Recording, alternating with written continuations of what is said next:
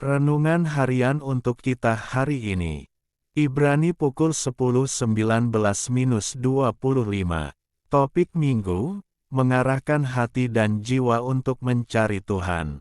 Pukul 10.19, jadi, saudara-saudara, oleh darah Yesus kita sekarang penuh keberanian dapat masuk ke dalam tempat kudus.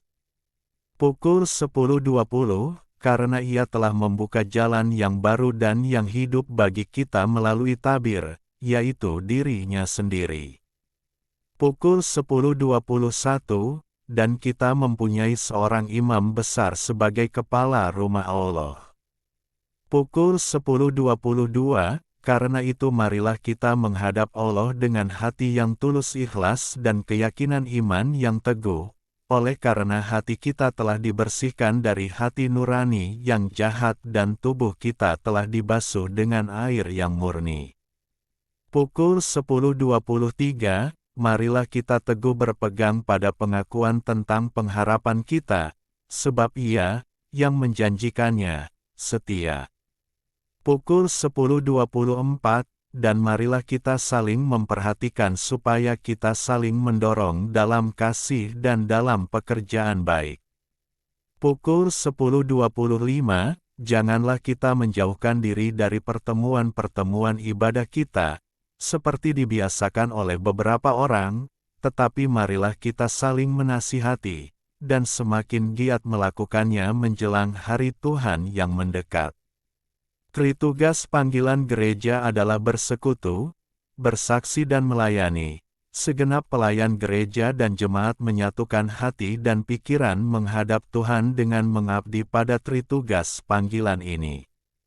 Pelayanan kepada Tuhan mengacu pada epistel ini adalah pelayanan komunitas, yang saling membutuhkan satu dengan yang lain, ayat 25. Surat Ibrani banyak sekali berisikan nasihat untuk bersatu dan meneladani Kristus. Nasihat ini berlaku sepanjang masa, baik waktu orang-orang Kristen Ibrani menghadapi pergumulan dan kesusahan saat itu, dan juga bagi kita yang sedang bergumul dan saat ini, serta para generasi-generasi penerus dengan tantangan dan kesusahan yang berbeda. Nasihat yang berisikan ajakan untuk terus-menerus mencari dan menghadap Tuhan. Kalau kita perhatikan Ibrani pukul 10.19-25 menuliskan kalimat, marilah kita, hampir di setiap ayatnya, ayat 22-25.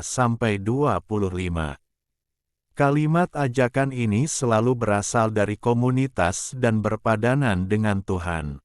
Dengan kata lain, dalam membangun komunitas yang berlandaskan kasih, setiap orang selalu mengajak untuk berbuat baik, bersandar pada pekerjaan Tuhan dan mengandalkan Tuhan dalam setiap perjalanan kehidupan.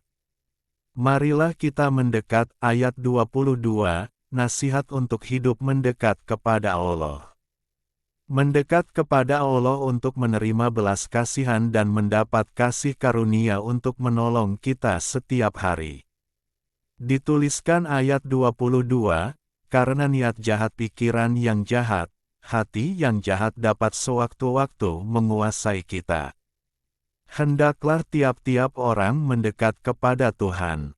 Marilah kita berpegang teguh, ayat 23, secara jelas ayat ini menjelaskan tentang berpegang teguh pada keyakinan, pengakuan dan pengharapan kita di dalam Kristus.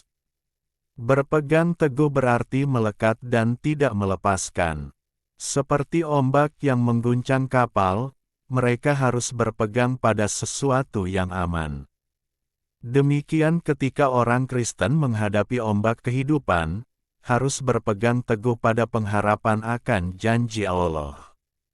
Marilah kita saling memperhatikan, menasehati, ayat 24-25, kita saling membutuhkan satu sama lain. Terkhusus dalam komunitas Kristen yang terikat dan satu tubuh dengan Kristus. Ajakan untuk saling memperhatikan dan menasihati. Bukan acuh tak acuh terhadap dosa, bukan tidak peduli terhadap sesama yang jatuh pada dosa.